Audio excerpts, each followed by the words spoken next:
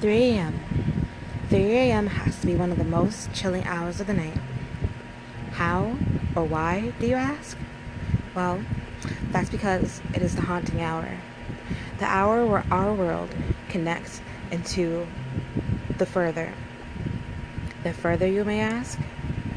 Well, according to Insidious, the further is a celestial plane where malevolent spirits, entities, ghosts, and much more lurk between this world and their own. So therefore, 3 a.m. is the time of the celestial hour where their world and our world cross paths, causing weird occurrences, poltergeist-like entities, or ghosts rather, to make things seem weird or happen or give this ominous feeling.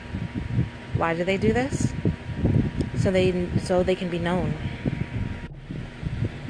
We never know why these strange occurrences happen, but they do. For some strange, odd reason we can't explain.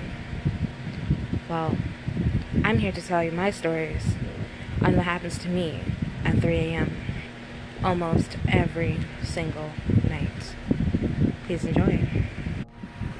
Sleep paralysis is a constant, ongoing, frightening occurrence I have often. I wouldn't say it has a constant schedule, but it happens every month. Now, for some people, it happens every night, every other night. I don't know. It's different for everyone. But for me, my sleep paralysis has left me with horrible, horrible terrors. And I'm going to tell you some of my most memorable, horrifying occurrences of sleep paralysis.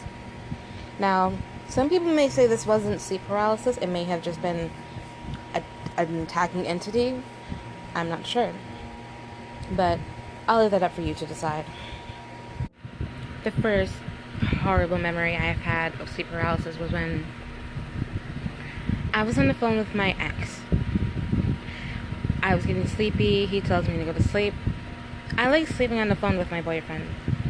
Well, at the time when he was my boyfriend. It was a thing I have always liked doing. We were together for 4 years. Broke up back in September. So, that one time, I fell asleep on the phone. This was on Skype, so when you hang up a call on Skype, you automatically hear it. Now, I was getting ready to wake up, or act like I never fell asleep like I normally do, and tell him that I'm awake, and asked if he was okay. But something in my mind told me you knew he hung up that call. But I decided to ask anyway. And when I did, a voice answered. My phone was above my head, so I went up a little bit to put my ear to the phone. And when somebody replied back, I knew it wasn't him. So I said, "You're not Eric. Who is this?" And then all of a sudden, a deep, dark, disturbing laugh came through the phone. Before I knew it, I was pinned to the bed. I looked at the ceiling, and there it was. A dark, maleficent, malicious spirit on the ceiling with bright red eyes piercing right down at me. Before I can even get a scream out, I couldn't move. I couldn't talk. Nothing happened. The last thing I remember was arching my back, being in slight pain, and then my eyes closed. I woke up 10 minutes later. It was 3:10. From what I know, it happened at 3 a.m. It didn't feel like a long time, but I didn't sleep the rest of the night because of that. I tried calling my boyfriend to wake him up to tell him what happened, but he was fast asleep. So, that odd occurrence has never left me. Whether it was a actual shadow person or A demon. I am not sure. And the answer still haunts me to this day. I still try to look for things similar to it. I can never find anything on it. My second most horrible sleep paralysis event was when I started my summer class in college. And this is not very recent, but it happened last summer. So I decided to take a nap because I got to campus too early for my class. I've never ever had sleep paralysis outside of my own bed. So this one took a large toll on me. From what I'm about to tell you, you may think I'm a little crazy or not, but this happened.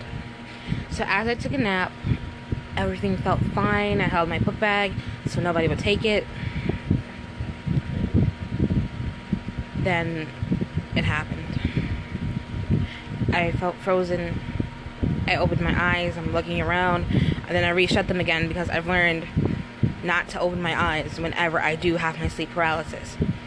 It is a very bad idea to keep your eyes open because of the rapid eye movement, supposedly, within REM sleep. But when I did close my eyes, I opened them again, foolishly. I was back in my room. I was in my bed. I saw the shadow man from the previous story I just told. His hand crept up against the wall, sinister laughing. I closed my eyes again, trying to snap out of it, trying to wake up, or at least trying to move again. He took me back to my room to taunt me. How do I know this? Because that shadow man is normally in the corner of my room every night, or every day even. It's like he never moves. There's always that one dark corner next to the TV where something just stands and just waits. I call him my sleep paralysis demon, or my sleep shadow. I would have mentioned this in the other one, but I figured to do this in this one where it would make a little more sense. So he took me back to my room just to taunt me, because that's where he is. It scared the living daylights out of me when I woke up. I panicked. I called my boyfriend before class. I cried. It was terrifying. It was unreal. I don't know how or why or when or where or what force it had to do that. It felt so real. I felt like I was actually back in my bed under my covers, like I never got up for school. The feeling was terrible. And the fact that nobody was around on campus to see anything or to do anything, at least in the area that I was, it was horrible. From then on, I've never really expected my sleep paralysis to go outside of my own bed. I've never had it outside of my own bed before until that day.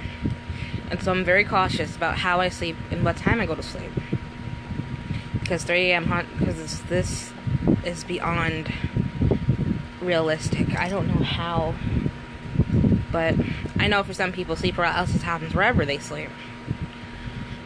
But I don't know. It was strange, very. Sometimes I don't think it was even sleep paralysis. Maybe it was something more, something very haunting. I don't know. I try to find things to help prevent it. I try to sleep certain ways. I try to go to bed on a certain time. Because I know if I go to bed before 3 a.m., like literal minutes before, or at 3 a.m., I'd be totally screwed. Even though the one at my college did not happen at 3 a.m., which has made it all the more stranger. Yes, I normally am talking about 3 a.m. in this video, but strange occurrences can happen anywhere at any time, but 3 a.m. is where they happen the most. I hope you guys understand that sleep paralysis is a scary thing, and if you go through it, I feel your pain. It's horrifying, it's scary, it's unrealistic, it's a terrible, terrible feeling.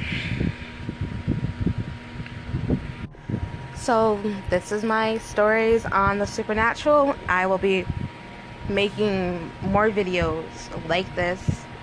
So don't forget to hit that like button, comment, subscribe, share even, or comment down what kind of occurrences you have with the paranormal. I'll be sharing more different stories and even explanations of certain things on this channel. I'm a blogger. My life isn't that interesting, so I'm going to share something that I believe in because, you know, I find that interesting. So hopefully you enjoyed the video, and I'll see you next time on The Paranormal with Star.